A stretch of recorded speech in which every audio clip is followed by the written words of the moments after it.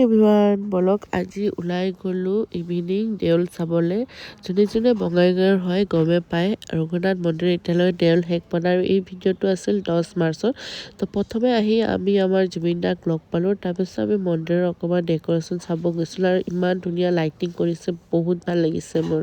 আপোনালোকে যদি গৈছে জনাব কেনেকুৱা লাগিছে আৰু এয়া আমাৰ গোসাঁই বাহিৰত যিহেতু নিয়মখিনি হোৱা নাই সেইবাবে বাহিৰত আছে আৰু অকণমান দেৰি আছে বাবে মই অলপ ভাবিলোঁ মেলাখিনি ঘূৰোঁ মেলাও ভাল লাগিছিলে তাৰপিছত মই দুটা বেংগলছ আৰু কিবা কিবি কিনিছোঁ আৰু সেইখিনি দেখুওৱা নহ'লে গোটেইখিনি ভিডিঅ' কৰিব অসুবিধা হয় যেনিবা তাৰপিছত ইয়াতে আহি মই এটা মোৰ ফেভৰেট ক্ষীৰৰ পিঠা খাই ল'লোঁ এইটো মেলাত আহিলে মানে মোক খাবই লাগিব তো সেইটো খাই আমি ঘৰত আহিলোঁ আৰু এয়া আমাৰ বীজ চিলাৰায় বীজখন মানে সকলোৱে গম পায় ইমান ধুনীয়া লাগিছে ৰাতিৰ পৰিৱেশটো আৰু ধুনীয়া তো আজিলৈ আহিছোঁ নেক্সট ভিডিঅ'ত লগ পাম বাই